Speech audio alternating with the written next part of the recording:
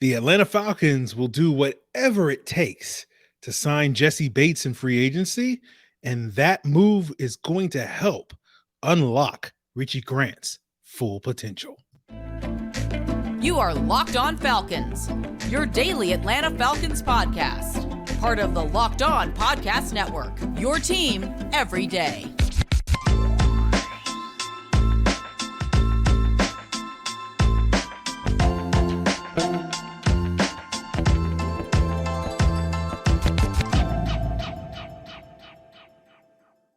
So, guys, you know me. I'm Aaron Freeman, a.k.a. Mr. Drew, a.k.a. Sirius Black, and the most humble host of this illustrious Locked On Falcons podcast, your daily Atlanta Falcons podcast, part of the Locked On Sports Atlanta podcast family. And today's episode is brought to you by FanDuel Sportsbook, the official sportsbook of the NFL.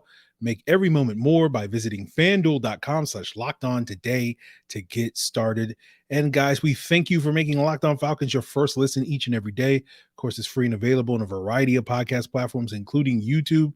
Make sure you subscribe to Locked On Falcons on YouTube, and you will get the video version of the podcast the night before the audio drops.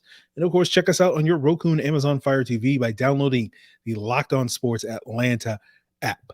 So today we are wrapping up the defense in terms of positional reviews, talking about the safety position. We'll talk about Richie Grant and his sort of boom bust sort of play and potential to be unlocked in this Ryan Nielsen led scheme, and how getting Jessie Bates to be basically the Marcus Williams in this scheme is going to help unlock Richie Grant's full potential. And we'll talk about why free agency is going to be important, and signing players like Jessie Bates is going to be important for this team to get to where they want to get to this upcoming season and into the future. But let's start talking about Richie Grant and sort of the inconsistency, the boom bust, and charting the defense this past year. Like, the thing that kind of perfectly summarizes Richie Grant's kind of, up down nature this past year was when the Falcons played cover 2. I charted Richie Grant as the primary defender in coverage in those zone coverages on 8 plays this past year. On those 8 plays, Richie Grant and the Falcons defense gave up 4 catches for 141 yards. 2 of those plays were successful plays for a success rate of 25%, which is very good for the defense to only allow a success rate of 25%. But those 2 successes were the 60-yard touchdown to Tyler Boyd in the Bengals game where Richie Grant fell down, and the 68-yard touchdown to Rashid Shaheed in the second Saints game where Richie Grant tried to undercut the route and the ball went over his head. And those, to me, those 2 plays and sort of looking at those cover 2 plays sort of perfectly summarize the boom bust nature. Like 6 times Richie Grant, and that kind of illustrates, I think this season Richie Grant did more good than bad, but like 6 times Richie Grant did his job and the defense was able to execute. And then there were 2 times where Richie Grant did a very poor job doing his job, and it led to some gashing plays given up by this defense. And, I imagine Richie Grant doing well in this Ryan Nielsen led scheme, which is going to utilize a lot more split safety, cover 2, middle of the field open, cover 4 quarters looks than the Falcons have traditionally done. And we've made the assumption a lot on this last couple of episodes over the last week or 2 that, Ryan Nielsen's going to port over exactly the scheme that, Dennis Allen had in New Orleans. And that's probably not a safe assumption. There will probably be some changes, but I do think by and large, that type of scheme will help unlock Richie Grant based off of my charting this past year. When the Falcons were deploying those cover 2, cover 4, those middle of the field split safety looks, when Richie Grant was the primary guy in coverage, the defensive success or the offensive success rate was only 27%, which is very good. And you can contrast that when Hawkins in those same coverages, that was 77%. And some of that is, the kind of the luck of the draw. Some of those incompletions or non-successful plays for the offense were due to off-target throws and dropped passes or whatever. So it may be not necessarily a true reflection that Richie Grant is so much better in coverage than Jaylinn Hawkins. It may just be that Richie Grant is more lucky than good. But it does seem to play to the strength, at least based off of what I charted, where Richie Grant in those middle of the field open, those split safety looks was pretty effective and less effective when the Falcons played cover 3. I believe The number was like 60% success rate when he was the primary guy in cover three. And a lot of that is not necessarily playing single high, but also in the flat, as the safety is often covering there. But the Falcons play a lot of cover three. This past year, they were either number one or number two in the NFL in cover three usage this past year. And I believe the Saints were like in the bottom three in cover three usage. And so one of the things that Ryan Nielsen may do differently than Dennis Allen did in New Orleans is maybe dialing up a little bit more cover three than the Saints were regularly using, due to the fact that the Falcons, building off what DNP's already established, maybe they're a little bit more comfortable running some of that cover three stuff. But I do think, based off of my charting last year, again, Richie Grant is going to be very effective in these split safety looks as a starter. And I think it's going to allow him to be a lot more aggressive, biting down on some of those crossing routes and playing the aggressive style of football that we saw, Richie Grant kind of live by the sword, die by the sword at times this year, in terms of, the earlier point I made where he gave up a couple of big plays there, but also for the most part was pretty effective. And I think that will be able to unlock his potential and allow him to be that much more of a playmaker because he can be aggressive. And especially if you couple that, with an upgrade over what Jaylinn Hawkins is bringing at the other safety spot in those split safety looks, and get more of a guy that is a true deep center fielder, post safety, whatever you want to call it, which is, in my thought, Jessie Bates. And we'll talk about that as we continue today's episode. But I think having that type of guy that can sort of mask those issues will allow Richie Grant to fully unlock his full potential. And we'll explore that a little bit further when we talk about Jalen Hawkins' 2022 season and what his role moving forward is, what Jessie Bates can bring to the scheme, and sort of how the Saints safeties dynamics have been in recent years. And we'll talk a little bit more about that. But to put a final button on Richie Grant, I felt like throughout the season, he was much more effective playing closer to the line of scrimmage.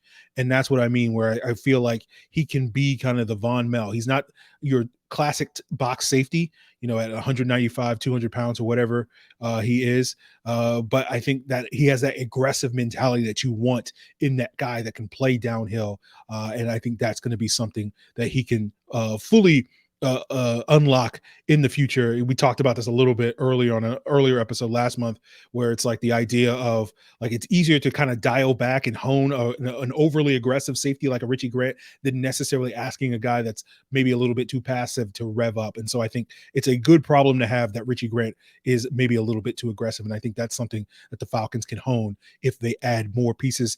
And we'll talk more about that as we continue today's episode. But let's talk about one of today's sponsors. That is Blue Nile. And with Valentine's Day coming up, romance is in the air. And, I know for some of you guys, and, Blue Nile is a great place to find that fine jewelry for any occasion. But I know, especially with Valentine's Day, some of you guys are looking to pop that question. And whether you're looking to do so in the next week or so, or later this year, or even next year, I can guarantee one of you guys out here watching or listening to today's episode needs to check out Blue Nile. And, they can get you whatever you want any time of the year, but especially getting that special engagement ring of her dreams with their simple online tools that will allow you to choose the diamond shape, the size, the clarity, and setting style. And they have a diamond price guarantee where they can meet or beat the price of any competitor.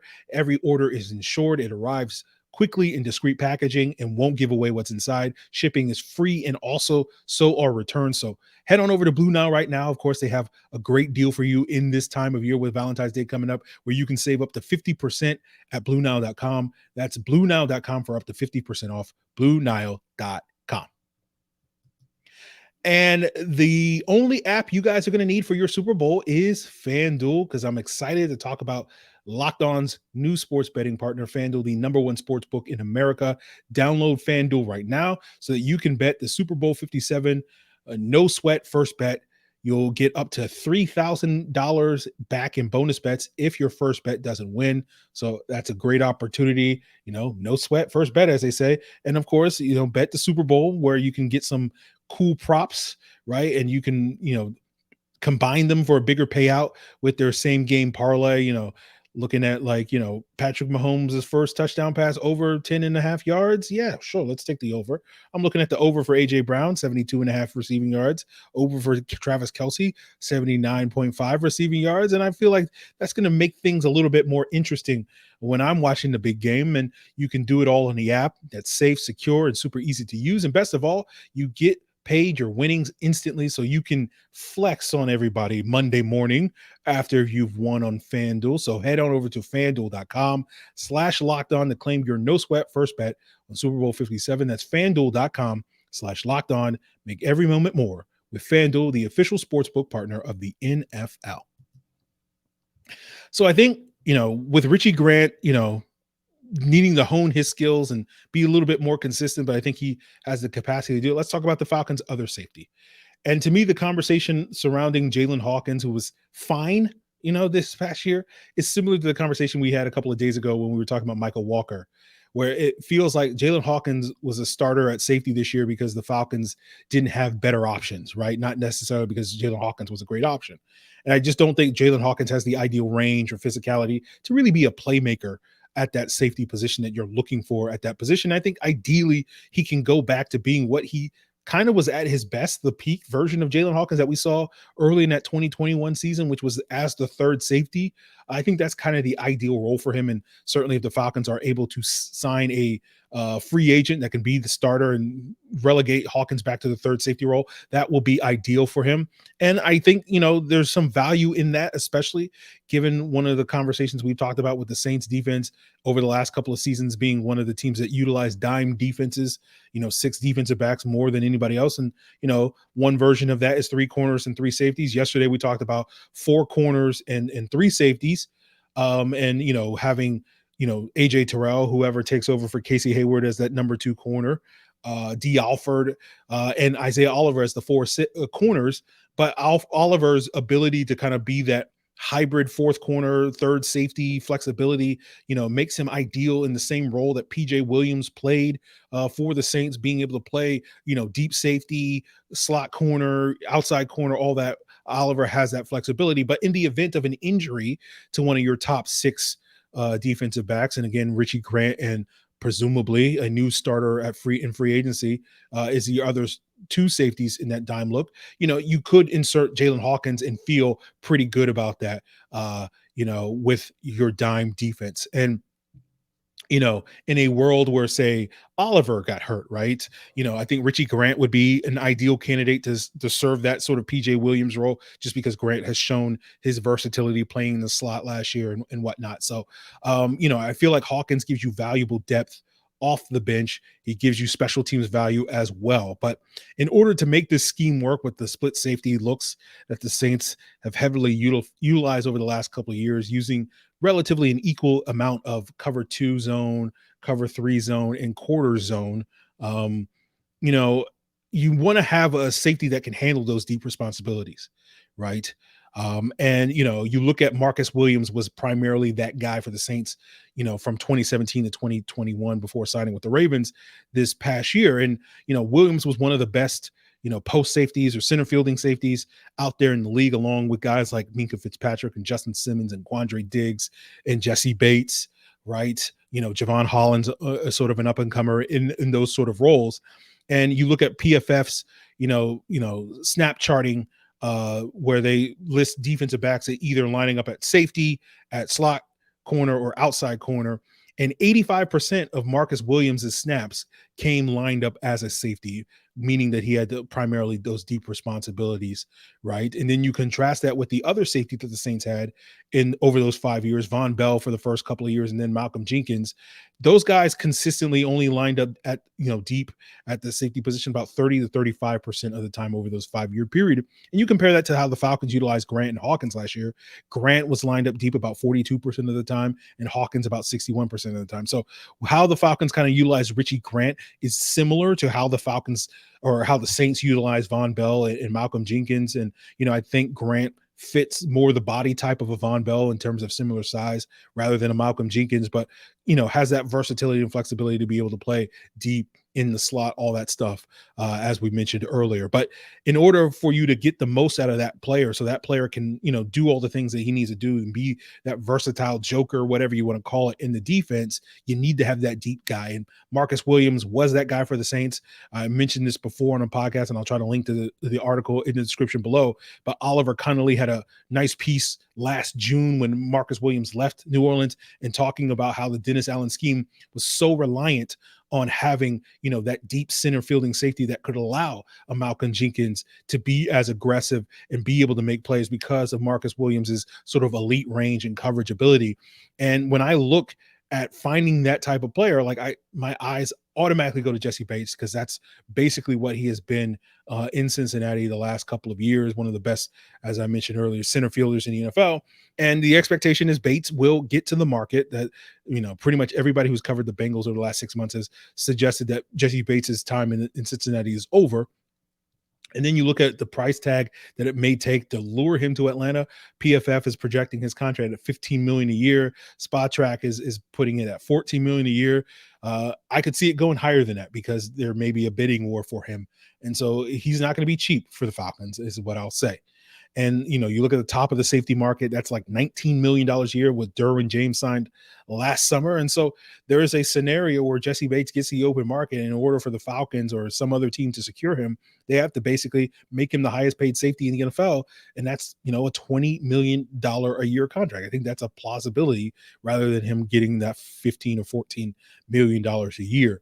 And so then there's going to, of course, be a question is he worth it as a $20 million safety? And, that's up to everybody's, thought process. But for me, I think he's worth it. Like, to me, he's the guy in this free agent class that, to me, is the Alex Mack type of move, going back to that 2016 move where the Falcons need that center to kind of stabilize their offensive line. And Alex Mack was a perfect fit from his time in Cleveland with Kyle Shanahan in Shanahan's offense. And we saw Alex Mack go on to, continue a Hall of Fame caliber career here in Atlanta. And I feel like Jessie Bates can be that guy here for the Falcons, and we talk about the familiarity that this coaching staff has with players. Jessie Bates makes a ton of sense, given that his defensive backs coach in Cincinnati in 2020, 2021, and Steve Jackson is now an assistant here in Atlanta. While Jackson, technically worked primarily with the corners during that period of time, certainly he's very familiar with Jessie Bates and what he brings to the table. And, Bates's ability to be that elite,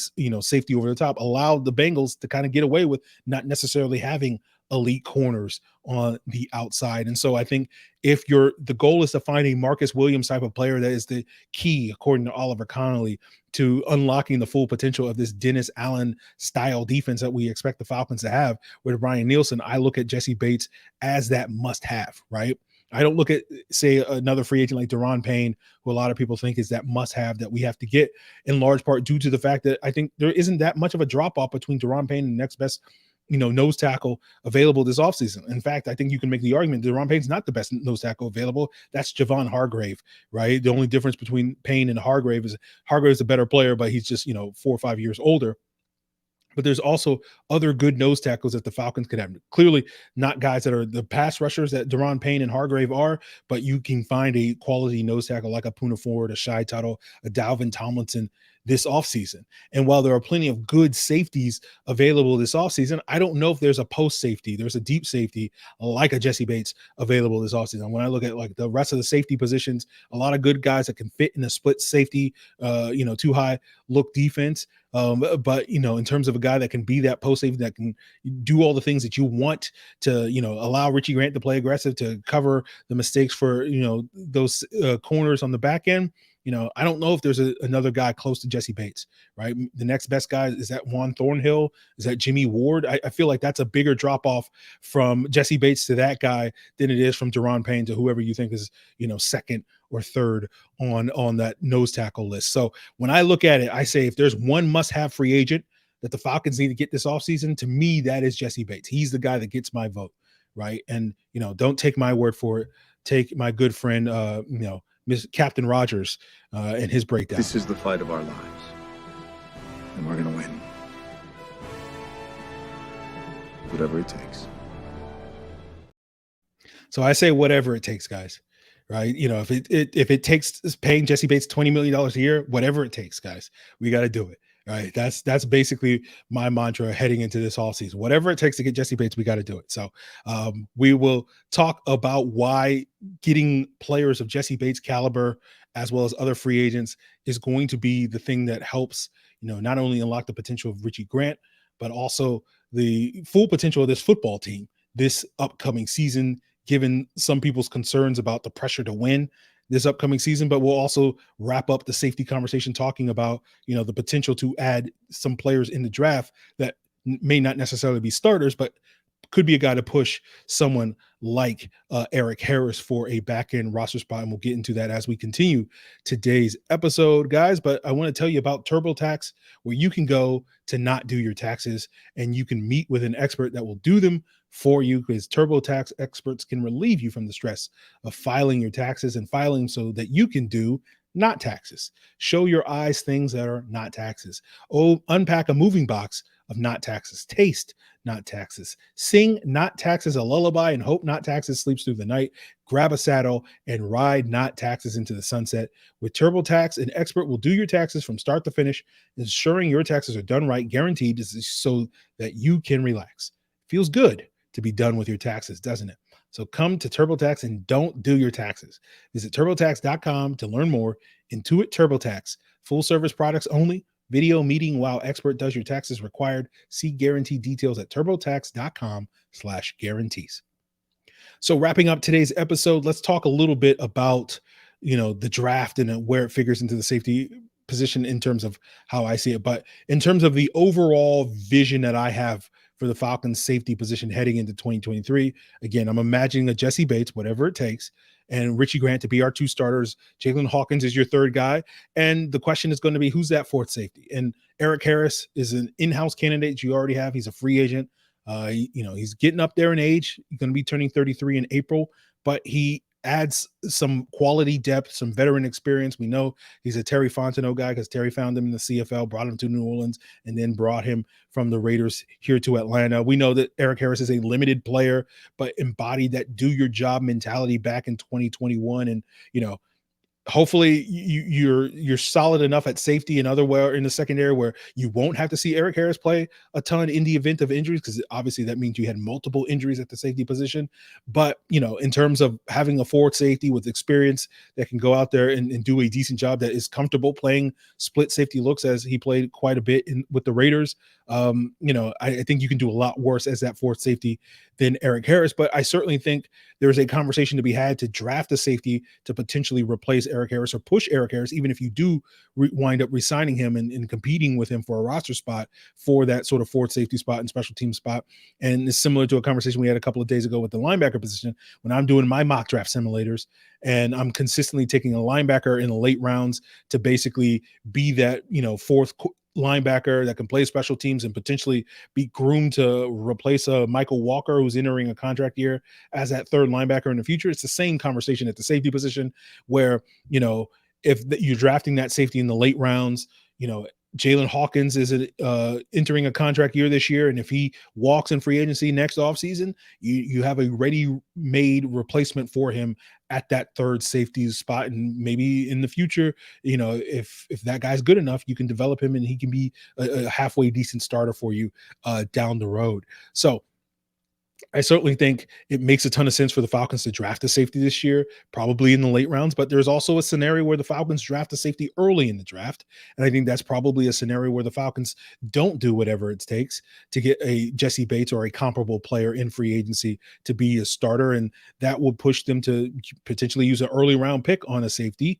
Now, I haven't necessarily done my full homework on this year's safety class to look at some, prime candidates that could fit that, role in Atlanta, in large part due to my expectations and hopes and dreams that the Falcons are going to sign that safety in free agency. So I won't necessarily have to. So we'll see if, 5 or 6 weeks from now and the Falcons don't go out there and make my dreams come true by signing a Jessie Bates or a comparable player, if I have to start looking at, the Brian Branches and the Christopher Smiths and the Antonio Johnsons and whoever else may be,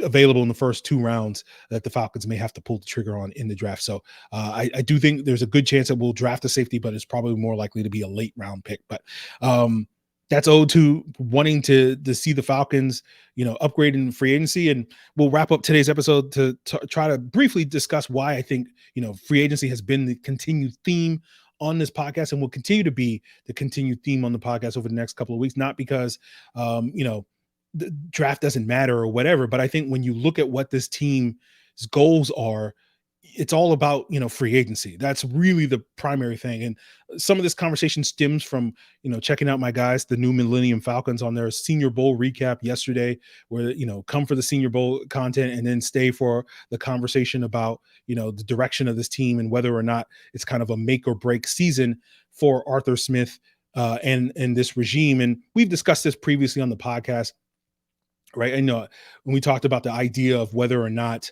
it's playoffs or bust type of season for the Falcons entering 2023.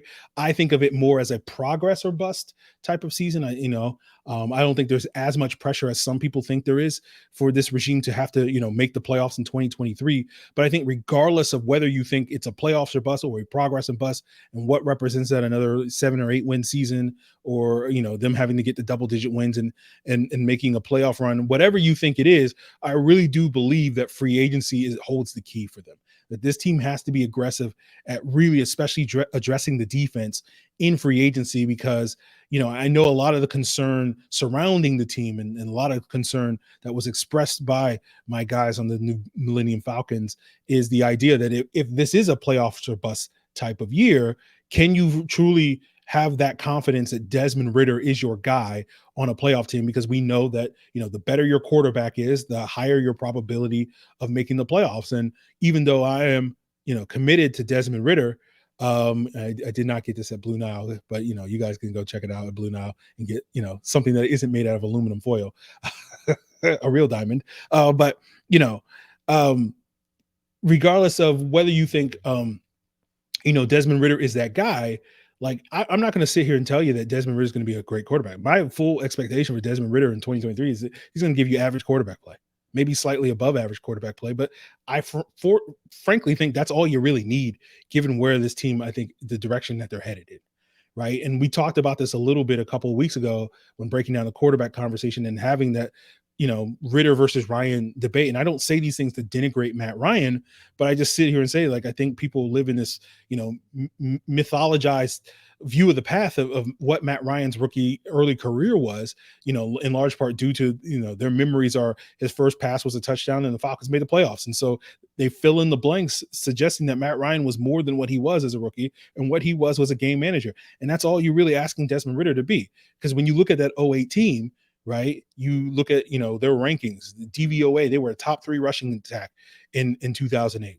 which was very similar to what the Falcons are probably going to try to be again in 2023, right? They were 17th in defensive DVOA. The reason why the Falcons made the playoffs in 08 wasn't because Matt Ryan was this superstar quarterback. He was a game manager, a very efficient game manager, but that's all he was, right? They were 19th in passing DVOA, right? Matt Ryan's second career start after that, incredible game against the 0-16 Lions. So when people talk about, Desmond Ritter's only good against backup quality players, what do you think an 0-16 NFL football team is?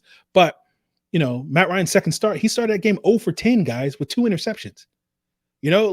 So I want to make that clear again, not to knock Matt Ryan, but it's just like there's this myth about like that Matt Ryan was this incredible quarterback that came in and carried the team to the to the playoffs in his rookie year. He got better as the season wore on. Trust me, don't get me wrong. He definitely got better, but like, you weren't seeing that right out the gates with Matt Ryan. And, that team was 19th in passing DVOA in 2008. And you know what the Falcons were in the 4 starts that Desmond Ritter started this past year? 19th, right? Tied with the Cleveland Browns, that team that had the quarterback that was worth 3 first-round picks, 19th, and I'll give you 2 guesses on what the Ravens were in terms of passing DVOA in Lamar Jackson's last 4 starts this past season. And I'm going to promise you, I'll give you a hint. It rhymes with 19. Okay. That's a bad hint, but you know what I'm saying? So like, all you need is Desmond Ritter to be, the 19th best quarterback. And if you have a top 3 running game and you have a middle of the pack defense, that's good enough, guys. That really is. It's good enough, right? to get you where you want to go, because the goal is to build up the team, not to have your quarterback have to come in and carry you to the postseason. Again, ideally, you would love to have a quarterback that is, a top 5 quarterback in this league, but I'm going to sit here and tell you guys that that's probably not in the cards. And that formula of having a game manager quarterback and a top 5 running game and a middle of the pack defense isn't sexy, but it's a major step forward. And the only way you can take that step forward is, in my opinion, through free agency. That you're not going to go from a bottom 5 defense that the Falcons were in DVOA this past year to a middle of the pack defense that can tag team with Tyler Algier and whoever else is involved in the running game to the postseason, right? The draft is not going to get you there, guys, because the draft is going to help you 2-3 years down the road, not in 2023. Some rookies aren't going to be the difference. All of a sudden you went from a bottom 5 defense because you used a couple of, first and second round picks on defensive players into, a middle of the pack defense. Again, I would love to have a rookie class that has that type of impact, but I'm going to sit here and tell you that it's not likely in the cards.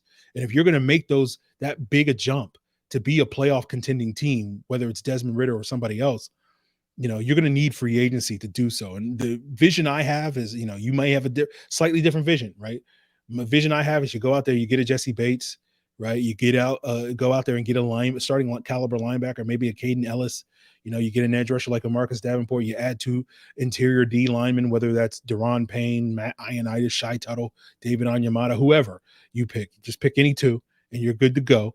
You draft that dog of a corner in round 1 and Devon Witherspoon, and add a couple of other playmakers in the front 7. And then, in addition to the growth that you're hoping from Arnold Ebikezie and Troy Anderson and Richie Grant and all that stuff, right? Like, that's a team that, to me, potentially has a middle of the pack defense that can keep you competitive with a game manager type of quarterback, and potentially get you into the postseason in a weak NFC South, right? And then you're hoping that those draft picks and the growth from some of the other recent draft picks, and the growth that those guys show, come 2024, 2025, not only are you going from a middle of the pack defense, but you're going to potentially a top 10 defense. And maybe, if Desmond Ritter continues to develop at that rate, we get to 2025 and he's entering his contract year. There's a make or break year for him to determine, you have the top 10 defense, you have the top 10, rushing attack that you feel like, okay, we have what it takes to make a deep run in the postseason if we can get the quarterback play. And then now you're putting Desmond Ritter under the scrutiny. Is he that guy? And if he's not, if he is great, if he's not, then, now you're in a position to go out there and find yourself, that guy that you can now drop into a situation where he's inheriting a top 10 defense. He's inheriting a top 10 offense around him. And now he just has, he can be the Patrick Mahomes to Desmond Ritter's Alex Smith or something like that. So I think that's the path. And I'm not going to sit here and tell you guys that this is guaranteed success, right? Ultimately time will tell if this regime is capable of executing that vision, but I see the vision. And so I think this team is on the right path, but I think it starts in March, and the focus should be on March rather than in April. Again, the draft is important. It's important for the long-term success, the sustainable success, to continue to build on this team right down in the road, so that, hopefully, this team can go from an 8-9 win team or whatever they are this year into more than that in the future. And the draft is going to be important for that. But if this team is going to show progress in 2023, whether you think this is a playoffs or bust or a progress or bust type of season, to me, it's all about free agency. So that's going to continue to be the theme on this podcast for the next month or so, right? We'll talk about the draft. We'll certainly be talking about the draft on our next episode, which will be our first official mock draft Monday, following on the heels of the Super Bowl. And we'll do a mock draft Monday, pretty much every Monday between now and the draft, breaking down some of the players that are being projected for the Falcons with that 8th overall draft selection. So we'll talk about it. It'll be also a great opportunity for us to do some mailbag and answer your mailbag questions. So of course, send those in via Twitter or Facebook at Locked On Falcons, via email, lockedonfalcons@mail.com. Leave a comment here on the Locked On Falcons YouTube channel, or hit us up in our Locked On Falcons Discord, a link in the description below. So we'll continue to talk about the draft. Don't get me wrong, guys, but I really have to stress that, regardless of where you think the pressure is on or not on this regime, free agency is the most important thing that this team has to hit, right? If you think there's pressure for them to win and make the playoffs, then you better hope that they come out very aggressive in free agency and get the Jessie Bates and the Deron Paynes and whoever else is on your wish list. By all means, leave a comment telling me who's on your wish list.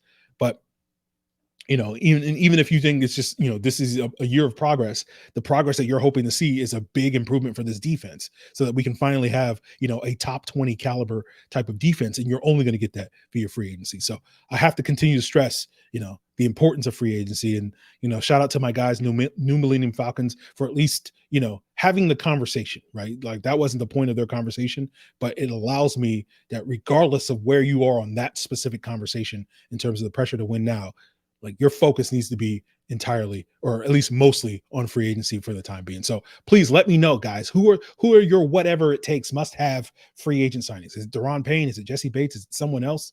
By all means, share with me in the comments below. But that's going to do it for us here, guys. I hope you have a great weekend. I hope you are, checking out FanDuel. Download the app for this upcoming Super Bowl, and enjoy the game, guys. Go Jalen Hurts, go Patrick Mahomes. I'm not rooting for a specific team. Although, I have a friend of mine that's a Chiefs fan, and he basically told me that I'm not allowed to go to a Super Bowl party if I'm not going to be rooting for the Chiefs. So I guess technically I have to root for the Chiefs, so I don't get punched in the face. So I will be rooting for the Chiefs, but hoping for a great game from Jalen Hurts and company. Because again, going back to a conversation we had last week, like the Eagles and Jalen Hurts are kind of the model that you're hoping to build here around Desmond Ritter and all that sort of stuff. But again, you're not going to get the Eagles defense by just drafting it. You got to build that, you need to get the ball rolling in free agency, and then you can sustain it via the draft is the point I'm trying to make. So that's going to do it for us here, guys. Really appreciate it. Hope you have a great weekend. Enjoy the big game. We'll be back on Monday with a mock draft Monday. Looking forward to it. Until then.